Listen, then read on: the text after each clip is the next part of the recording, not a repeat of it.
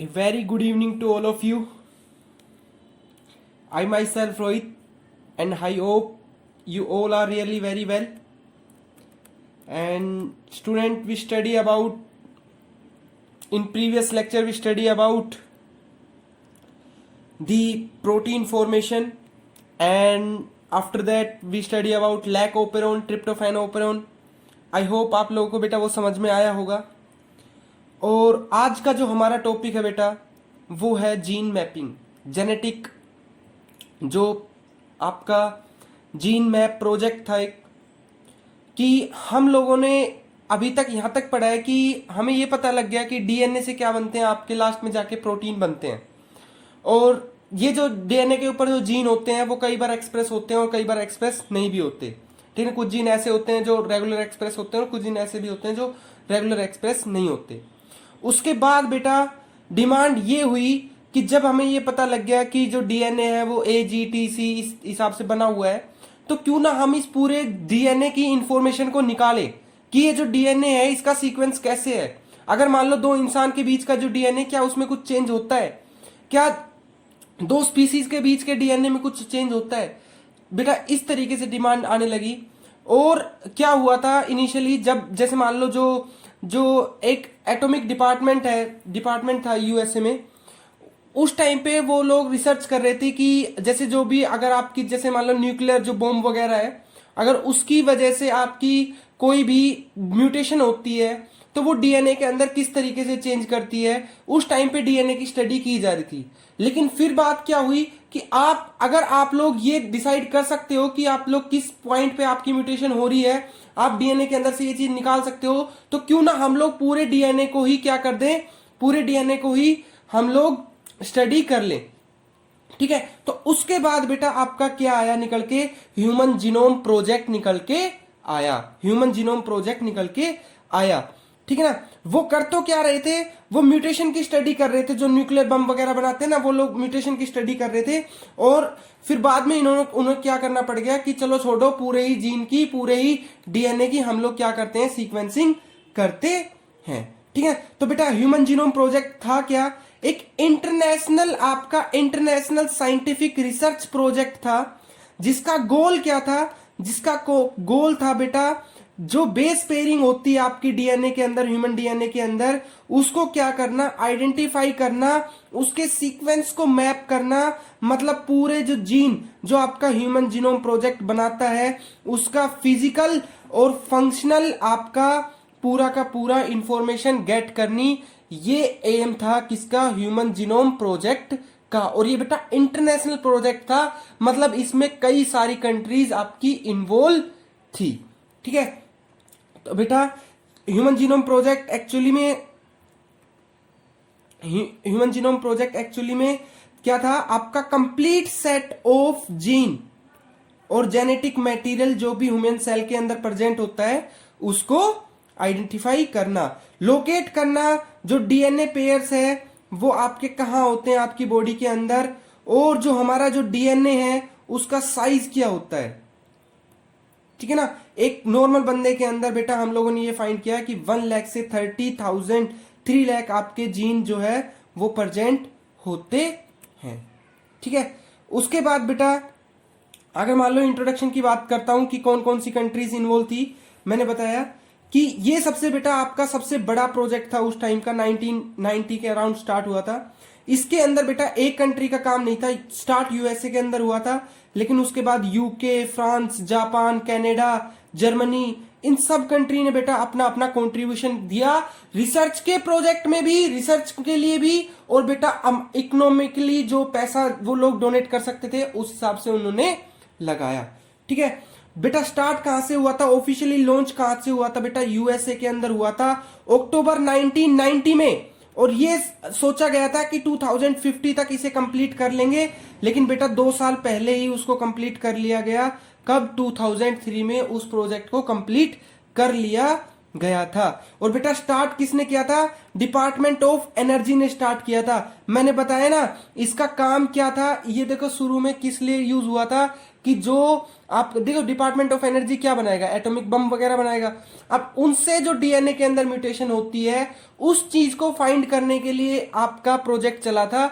लेकिन बाद में क्या डिमांड आई कि जब आप लोग इतना डीप जा ही चुके हो डीएनए के अंदर, तो क्यों ना हम पूरे डीएनए को क्या कर दें, सीक्वेंस कर दे। इसलिए बेटा वहां का एक इंस्टीट्यूट और डिपार्टमेंट ऑफ एनर्जी के साथ उठ के आता है, national institute of health.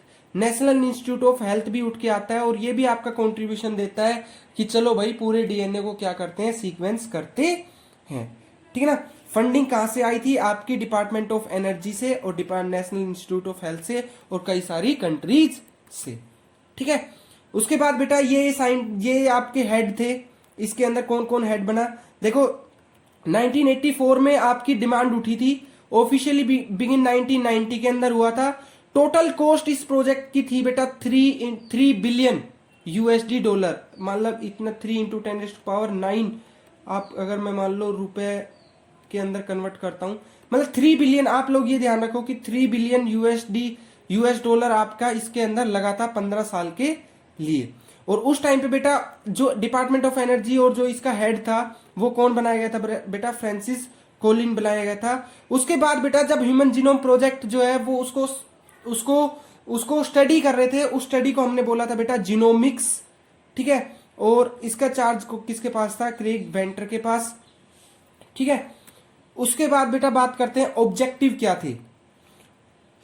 Objective क्या थे कि देखो इतने आपके जीन प्रेजेंट होते हैं, 3 बिलियन आपके जो बेस पेयर हैं ह्यूमन डीएनए के अंदर प्रेजेंट होते हैं, उनकी अरेंजमेंट क्या होती है, क्या वो सारे के सारे जीन आपके एक्सप्रेस होते हैं क्या, नहीं बेटा। इन्होंने फाइंड किया कि 30,000 जीन जो है वो बेटा आपके क्या बनाते हैं, आपके प्रोटीन के लिए कोड करते हैं और जो वो आपके डिफरेंट क्रोमोसोम के ऊपर प्रेजेंट होते हैं। तो कौन सा जीन कौन से क्रोमोसोम के ऊपर प्रेजेंट होता है।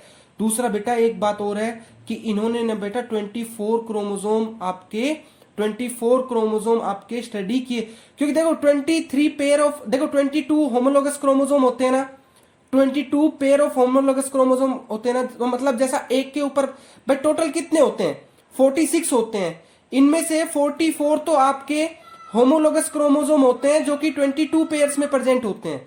तो मतलब आपने एक कर लिया, एक सीक्वेंस कर लिया तो दूसरा भी आपका वैसा का वैसा ही रहेगा। ठीक है ना। तो मतलब 44 आपके जो आपके होमोलोगस क्रोमोसोम है वो तो जो आपके ऑटोसोम थे वो स्टडी हुए। ठीक है ना, 22 पेयर में, मतलब 22 क्रोमोसोम तो ये प्लस एक एक्स का और एक वाई का, तो मतलब टोटल 24 क्रोमोसोम जो बेटा वो स्टडी किए गए थे। ये क्वेश्चन आता है कि कितने क्रोमोसोम आपकी स्टडी की गई, सब लिख देते 23, क्योंकि सब सोचते हैं कि 46 क्रोमोसोम है, 23 होमोलोगस क्रोमोसोम प्रेजेंट होते हैं। बेटा 22 होमोलोगस क्रोमोसोम प्रेजेंट होते हैं, एक एक्स और एक वाई। ठीक है, ये डिफरेंट टाइप की क्रोमोसोम प्रेजेंट होते हैं। ठीक है। और ऑब्जेक्टिव क्या था, डीएनए टेक्नोलॉजी डेवलप करनी। बेटा अगर आप डीएनए के अंदर जाना चाहते हो, डीएनए के अंदर से स्टडी करना चाहते हो, तो उसके साथ साथ बेटा खाली डीएनए को फायदा नहीं हुआ, डीएनए की स्टडी मतलब जो डीएनए के अंदर जो इंफॉर्मेशन निकल के आ रही है उसको फायदा नहीं हुआ। उसके अलावा बेटा हमने जो कंप्यूटर्स यूज किए उस टेक्नोलॉजी के लिए, जो मतलब उस प्रोजेक्ट के अंदर नई से नई टेक्नोलॉजी हम लोग यूज कर सकते थे, वो हम लोग लेके आए। मतलब साइंस को भी बढ़ावा मिला, जो मेडिकल साइंस है उसको भी बढ़ावा मिला। ठीक है ना। उसके बाद to make all data generated by HGP freely और रैपिडली अवेलेबल ऑन इंटरनेट, मतलब इतना एडवांस हमें प्रोजेक्ट करना है कि जो डाटा है वो इंटरनेट पे भी आपका फ्रीली मिल सके। और इसलिए बेटा आप नॉर्मल कंप्यूटर यूज नहीं कर सकते, सुपर कंप्यूटर यूज किए गए, सुपर टेक्निक्स यूज करी गई। ठीक है ना, सुपर आपका डीएनए फिंगरप्रिंटिंग, डीएनए टेक्नोलॉजी, ये मतलब सब इतनी परफेक्ट तरीके से करना था। तो खाली मैं यहां से ये कहना चाह रहा हूं कि खाली डीएनए की आपको स्टडी नहीं मिली यहां से, आपने डीएनए के साथ साथ और जो टेक्निक्स यूज होती है उसके अंदर, सेल के अंदर, उसको किस तरीके से बेटर बनाया जाए उस चीज के अंदर भी बेटा डेवलपमेंट की गई थी। ठीक है ना। और ऑब्जेक्टिव क्या थे, जितने भी आपके जो बेटा जेनेटिक मार्कर की तरह यूज होते हैं ऑर्गेनिज्म, जैसे ड्रोसोफिला हो गई, न्यूरोस्पोरा हो गई, माउस हो गया, जितने भी आपके जेनेटिक्स के लिए स्टडी होते हैं उनका अगर हमें बेटा जीन लेवल, अगर हमें उनका जीनोटाइप पता होगा तो हम बेटा इजीली स्टडी कर सकते हैं कि उसके ऊपर इस मेडिसिन का क्या इफेक्ट होगा।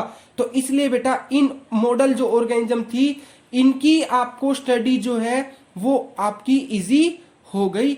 इसको इजी बनाना था, उनके जीनोम को स्टडी करना था, to study and support the ethical, legal and social involvement.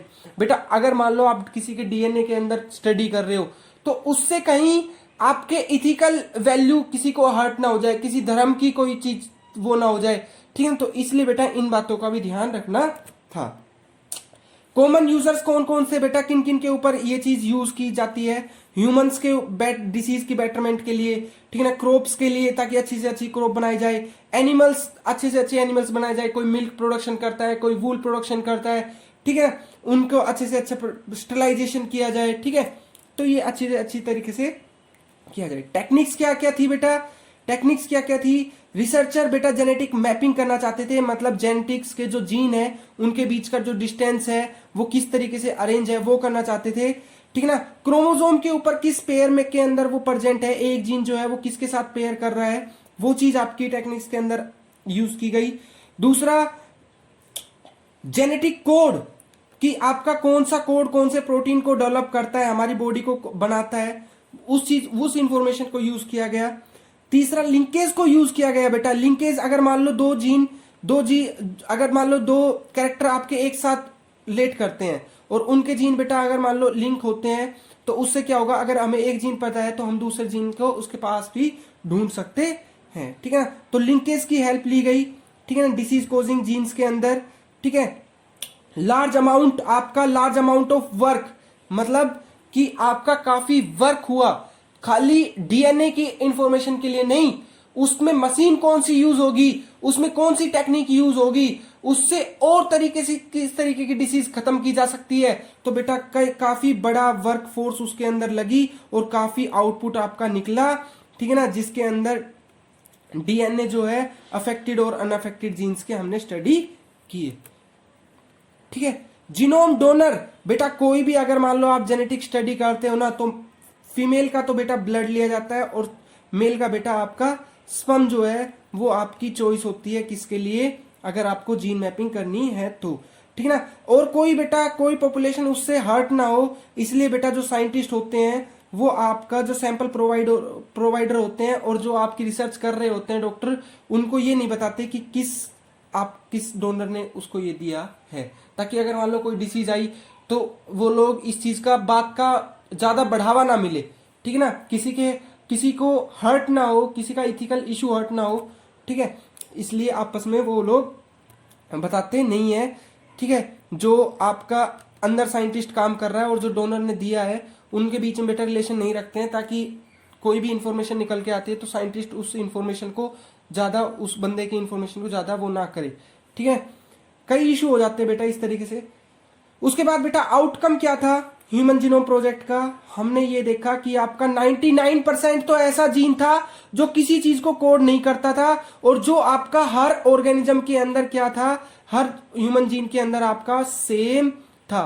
कई बार पहले ये कहते थे ना कि जो वेस्टर्न कंट्रीज है वो आपकी एडवांस है क्योंकि उनके जीन का अंदर चेंज, मतलब उनका जीन बहुत अच्छा है। और कई बार ये भी कई जो राजा महाराजा होते थे वो ये भी सोचते थे कि हम लोग भगवान की संतान है, तो हम लोग जो है वो किसी के साथ मैरिज नहीं कर सकते, हम आपस में ही मैरिज करेंगे। तो बेटा यहाँ से साइंटिस्ट ये देखना चाहते थे क्या रियल में ऐसा होता है क्या? उससे ये पता लगा नहीं, 99.9% जीन तो सबका सेम होता है। उसके बाद बेटा जो देखा कि 0.1% आपकी वेरिएशन थी जो आपकी फिनोटाइप या किसी डिजीज के लिए आपकी क्या थी, ससेप्टिबल थी, ठीक है ना। जो ह्यूमन जीनोम है बेटा वो हर एक ऑर्गेनिज्म का काफी सिमिलर होता है।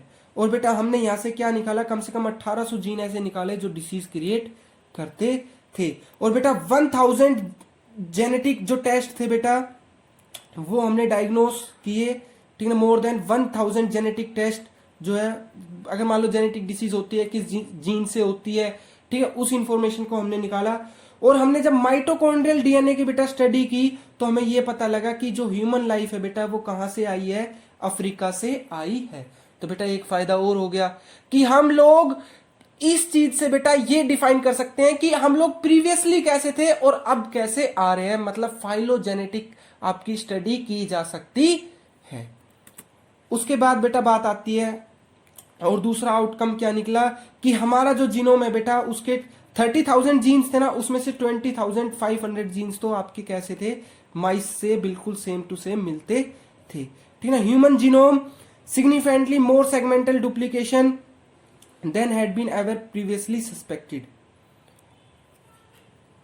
ठीक है, ह्यूमन जीनोम के अंदर बेटा आपका कई सारा सीक्वेंस तो ऐसा होता है जो रिपीटेड होता रहता है, कई ऐसा होता है जो नॉन कोडिंग होता है, रिपीटेड होता रहता है, उसका कोई यूज नहीं होता। और क्या पर्पस थे बेटा, और इसके अलावा क्या पर्पस थे, सारे जीन जो थे वो आपके आइडेंटिफाई हुए डीएनए के ऊपर। मॉडिफाइड फूड बनाने लगे बेटा, कई तरीके के ऑर्गेनिज्म, कई तरीके के आपने इंसान देखा होगा कि उसको ये फूड सूट नहीं होता तो उसको इस तरीके का फूड दिया जाता है। कई बार हम देखते हैं कि एक मेडिसिन उसके ऊपर, डिसीज एक ही है पर एक तरीके की मेडिसिन उस पर यूज नहीं होती, दूसरे तरीके की मेडिसिन दी जाती है क्योंकि बेटा जीन लेवल थोड़ा सा अलग हो जाता है। ठीक है, तो उस हिसाब से बेटा स्टडी की गई। बेटा अच्छे से अच्छा फ्रूट बनाया जाए, रेजिस्टेंट फ्रूट बनाया जाए। आप अगर आपको जीन पता होगा तो आप उसके अंदर रेजिस्टेंट जीन डाल सकते हो, उसके जीन को एलिमिनेट करके मैपिंग की जाए ताकि जो कैंसर सेल है बेटा उनका रीजन पता हो। ठीक है, उसके बाद बेटा जो फीटस होता है उसका जेनेटिक म्यूटेशन जो आई उसके माँ के पेट के अंदर जो आती है वो आपकी पता लग सके। ठीक है, और बेटा इसके अंदर 15 साल लगने थे, 1990 से शुरू हुआ और ये सब सोच रहे थे कि 2005 तक कंप्लीट किया जाए, लेकिन उसको हमने कंप्लीट कब कर लिया था, 2003 में ही कंप्लीट कर लिया था। मतलब सोच ये रहे थे कि 15 साल लगेंगे लेकिन 13 साल में कन्वर्ट हो गया। 3 बिलियन टोटल कॉस्ट थी, काफी स्किल यूज हुई और काफी प्रोसेस जो है वो डिफिकल्ट था। आगे इसके क्या यूज होंगे, आगे इसका क्या बेनिफिट हो सकता है कि हम लोग इसमें क्या और बेटरमेंट कर सकते हैं बेटा, जो ह्यूमन जीन की जो सीक्वेंसिंग है वो आपकी ज्यादा स्पीड से की जाए ताकि जो डिसीज है वो आपका जो मान लो जेनेटिक कोई डिसीज है तो उसको जल्दी से जल्दी डायग्नोज किया जाए। ठीक है, दूसरा help to determine the function of gene and its element and regulate the gene. जितना भी अगर मान लो हम लोगों ने ह्यूमन जीनोम प्रोजेक्ट अगर हमारे टिप्स पे होगा तो उससे क्या होगा बेटा, जो जीन है उसका हर एक जीन का हमें फंक्शन और उसका प्रोसेस पता होगा कि वो किस तरीके से आपका फंक्शन कर रहा है। It will help to understand the role of environment as well as genetic factors.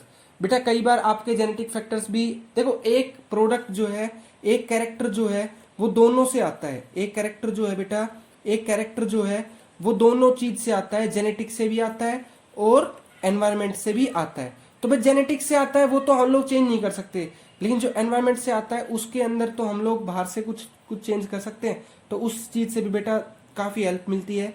Diagnose of various genetic disorder by cloning. ठीक है, जीन क्लोनिंग करके हम लोग जो बायोटेक होगी उसके अंदर हम लोग नेक्स्ट जो यूनिट पर करेंगे उसके अंदर आएगा। उसके बाद बेटा हम लोग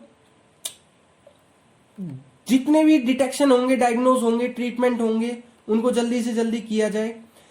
एनवायरमेंटल जो आपका जो सीक्वेंसिंग है बेटा जीनोम की, उससे हम लोग कई सारे ऑर्गेनिज्म की जीन मैपिंग कर सकते हैं, चिंपैंजी, माउस। ठीक है, और बेटा इनकी सिमिलैरिटी और कंपैरिजन जो है उसको स्टडी किया जा सकता है। मतलब पॉलीजेनिक इनहेरिटेंस भी हम लोग देख सकते हैं कि क्या ये जो इंटरेक्शन है, क्या ये जो प्रोडक्ट है ये एक जीन की वजह से आ रहा है या सिंपल एक ही जीन की वजह से आ रहा है या कई सारे जीन की वजह से आ रहा है। तो बेटा उससे हमें ये जो डिसीज है, कैंसर, डायबिटीज, इनमें हेल्प मिलेगी, इनकी अंडरस्टैंडिंग में हेल्प मिलेगी कि ये क्यों होती है। ठीक है, दूसरा बेटा न्यू टेक्नोलॉजी डेवलप होगी तो आपकी जो जीन थेरेपी है वो भी आपकी इंप्रूव होगी। तो बेटा कुछ नहीं है, हम लोगों ने क्या किया है, जो जेनेटिक जो आपका जीन मैपिंग है उसको हमने स्टडी किया है। ठीक है, आई होप बेटा आप लोगों को लेक्चर समझ में आया होगा और अच्छा भी लगा होगा। ठीक है, अगर अच्छा लगता है तो बेटा एक बार कमेंट करके जरूर बताइएगा, it will help me. Thank you guys, thank you so much.